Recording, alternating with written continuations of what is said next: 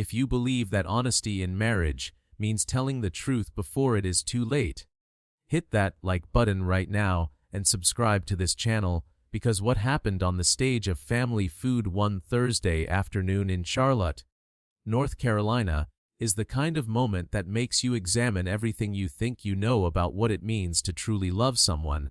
There is a cruelty that hides inside good intentions, a silence kept not out of indifference but out of fear. Fear of the conversation, fear of the loss, fear of being the person responsible for breaking something that still looks whole from the outside. It is the cruelty of a man who loves his wife enough to stay and not enough to tell her the truth she needs to build her life on. For 6 years, Diane Ashworth had been asking her husband the same question in different ways. And for 6 years, her husband had answered it with the same non-answer. The same reassurance that was not quite a commitment, the same softening of language that left just enough room for her to believe what she needed to believe. She stopped believing it on the stage of Family Feud, in front of 200 strangers, when Steve Harvey asked a question that had no soft way out of it. What Steve did next is why this story has not stopped being shared since the day it aired. Her name was Diane Ashworth. She was 38 years old, a detail that matters because 38 is the age at which a woman who wants children has been doing the quiet, private mathematics of time for long enough that the numbers have begun to feel urgent.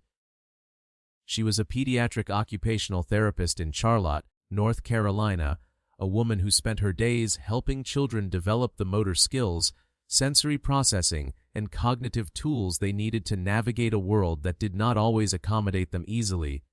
She was gifted at the work in the specific way that people are gifted at things they were built for, patient in the way that the work required, inventive in the way that the children demanded, and genuinely, unstintingly delighted by the small victories that the parents of her patients sometimes could not see because they were still looking at the larger picture. She loved children. This was not incidental. It was foundational. It was one of the 3 or 4 central truths of who she was as a person, as visible to everyone who knew her as the way she carried herself, or the way she lit up in the presence of a child who had just managed something that last week had been impossible. She had married Kevin Ashworth 6 years earlier. Kevin was 41, a commercial real estate developer who worked long hours, traveled frequently, and possessed the particular confidence of a man who had built material success through force of will and now had difficulty distinguishing between the things in his life that could be managed by the same method and the things that could not. He was not unkind.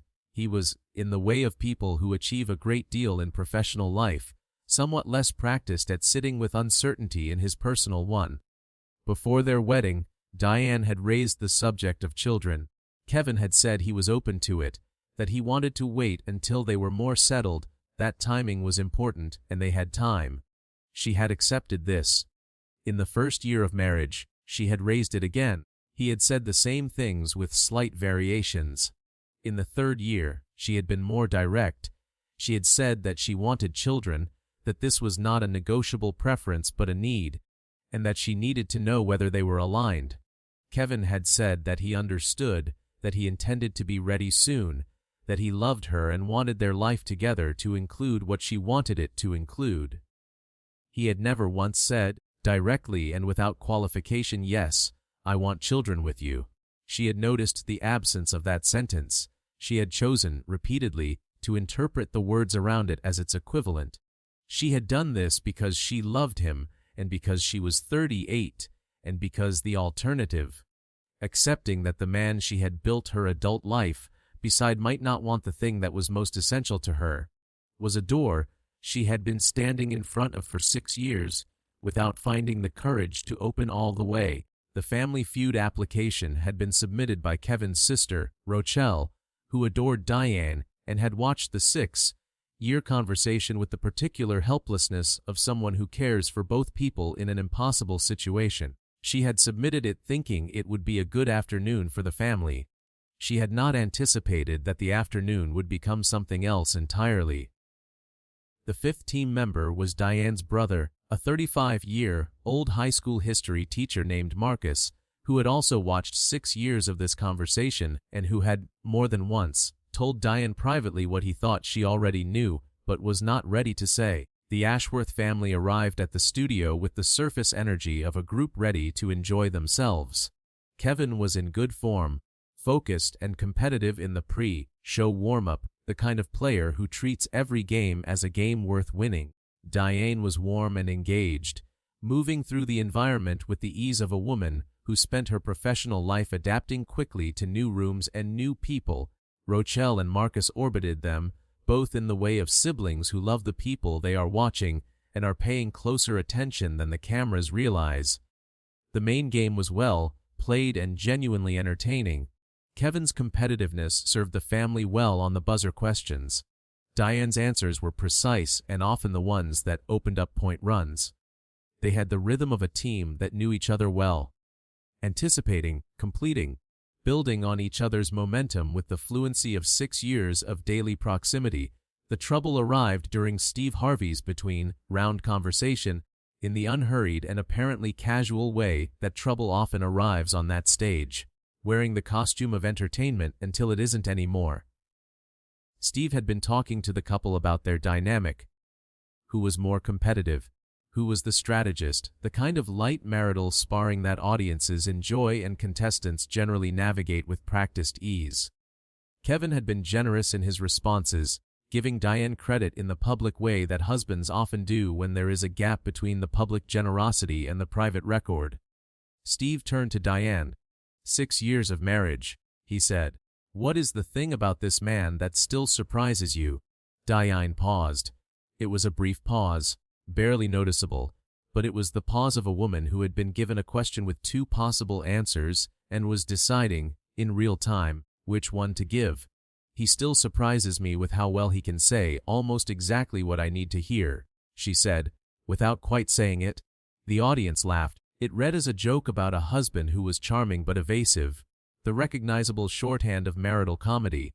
Kevin laughed too, the laugh of a man who has heard variations of this observation before and has learned to absorb them as affectionate rather than accurate. Steve Harvey did not laugh. He looked at Diane with the attentiveness of a man who had just heard something that sounded like a punchline but wasn't.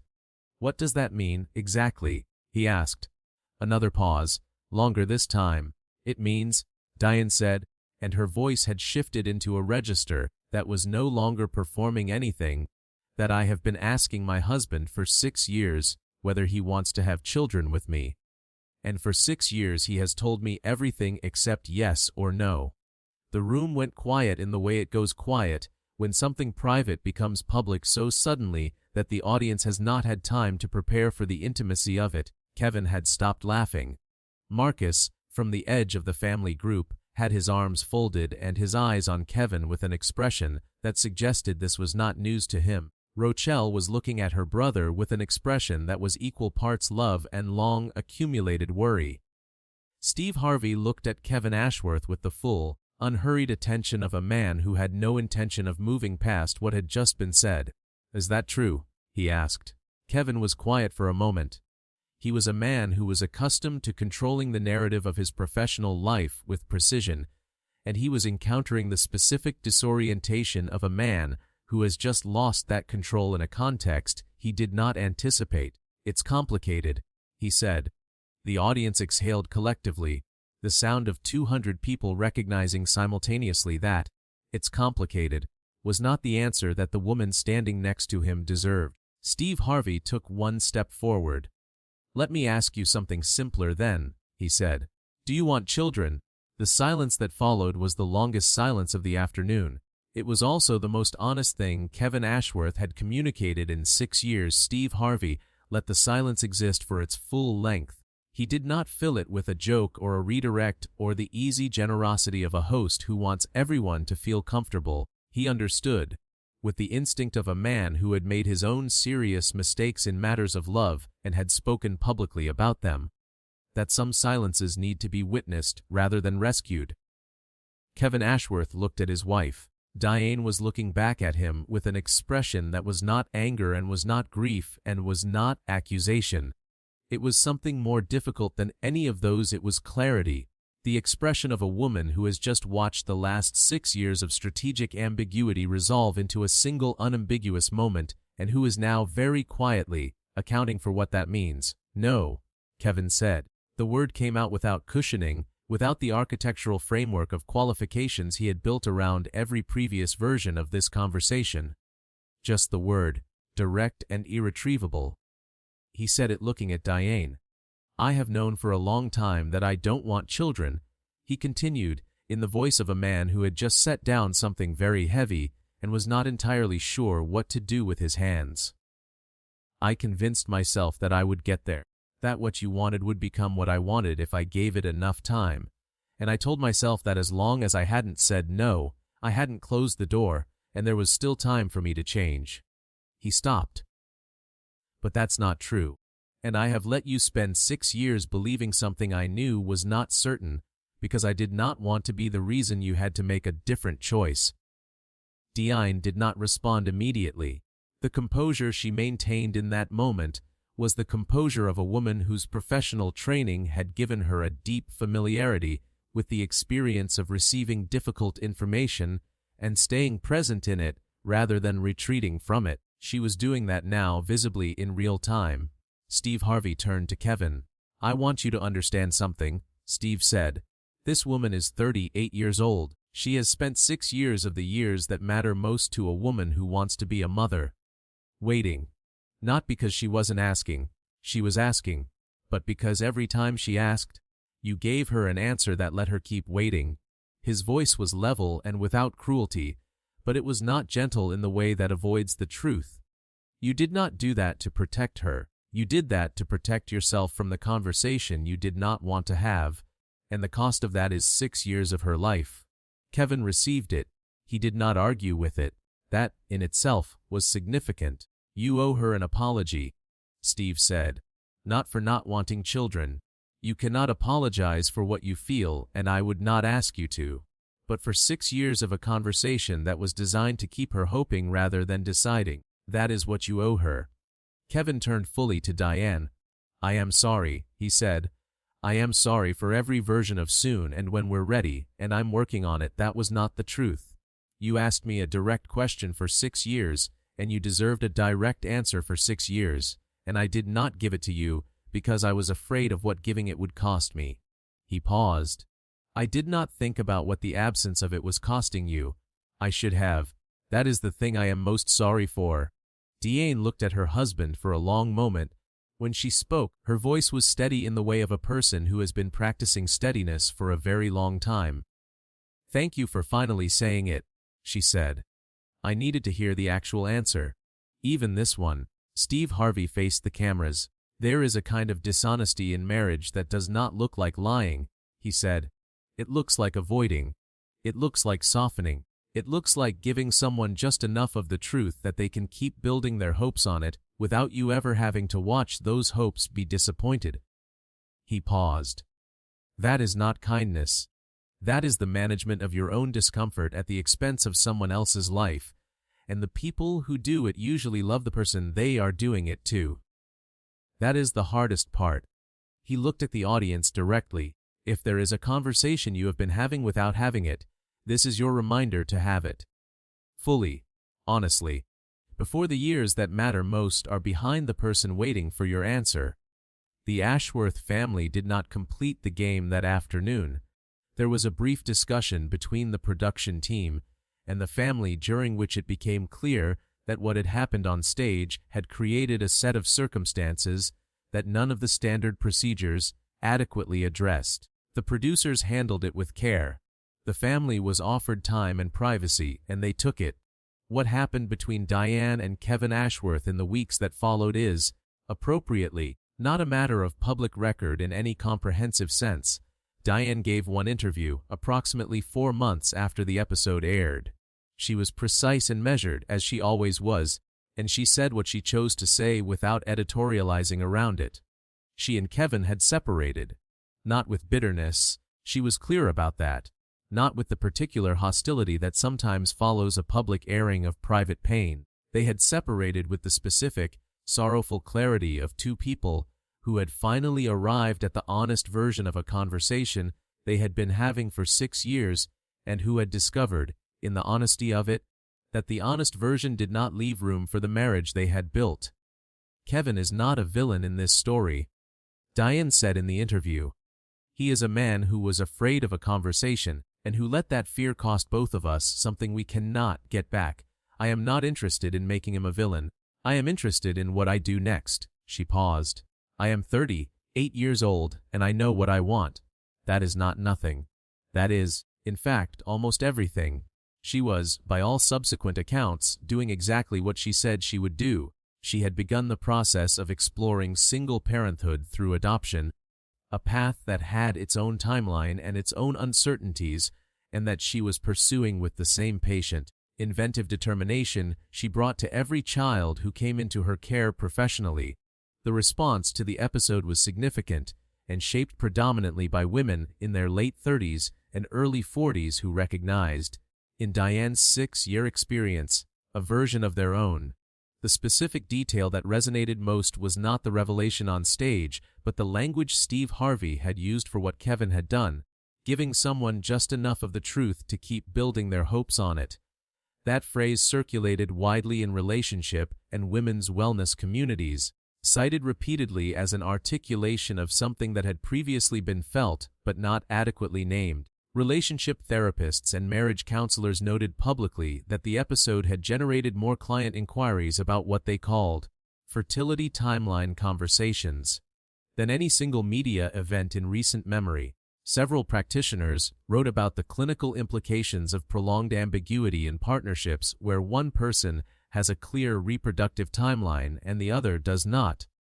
The specific harm of managing a partner's expectations rather than communicating honestly about one's own intentions, and the disproportionate cost borne by the partner whose biological window is finite. Kevin Ashworth did not speak publicly. Those who knew him well said that he had been genuinely altered by what happened on that stage. Not in the way of a man performing contrition, but in the quieter way of a man who had encountered an accurate account of his own behavior and could not unsee it. He had entered therapy. He had, reportedly, become significantly more direct in the months that followed about the shape of the life he actually wanted and the things he was and was not willing to offer a partner, whether that constituted growth or simply a belated version of the honesty he had owed Diane years earlier was a question that the people who knew him answered differently. Rachel, Kevin's sister, who had submitted the application that brought the family to that stage, was asked later whether she regretted it. She said no without hesitation. Diane needed to know, she said simply. She deserved to know years ago. I am only sorry that it took a game show to make it happen. Marcus, Diane's brother, said less publicly and more simply. He had sent his sister a single message the evening the episode aired, which she later shared. You have always known. You were just waiting for him to say it. Now you can go build what you were always going to build. Steve Harvey spoke about the episode during a longer conversation about what he believed his responsibility was in moments of marital honesty on his stage. His answer had the directness that characterized his best moments. I did not force that man to say anything, he said. I asked him a question he had been avoiding for 6 years, in a room where there was no comfortable way to avoid it anymore. The question was simple. Do you want children? That is not a trick question. That is a question every person who marries someone who wants children should be able to answer. The fact that it had never been answered, that is not a mystery. That is a choice, made over 6 years, at someone else's expense. He paused. My job in that moment was to be the room where the question finally had to be answered. That is not a small thing to be. Diane Ashworth celebrated her 39th birthday 4 months after the episode aired. She spent it at her clinic, where her colleagues had organized a small celebration between patient sessions. One of her young patients, a 6-year-old boy she had been working with for almost 2 years, who had arrived unable to hold a pencil and could now write his own name in clear, deliberate letters, brought her a card he had made himself, the letters slightly uneven but unmistakably his, that said, "Happy birthday, you helped me." She kept it on her desk. She keeps it there still. There is no cleaner summary of a life well built, and no cleaner reason to build it. If this story moved you, please hit the like button and subscribe to this channel. Every week we bring you the moments from Family Feud that remind us what it truly means to love someone. Not the performance of love, but the real and sometimes painful thing. Share this with someone who is waiting for an answer they deserve to have.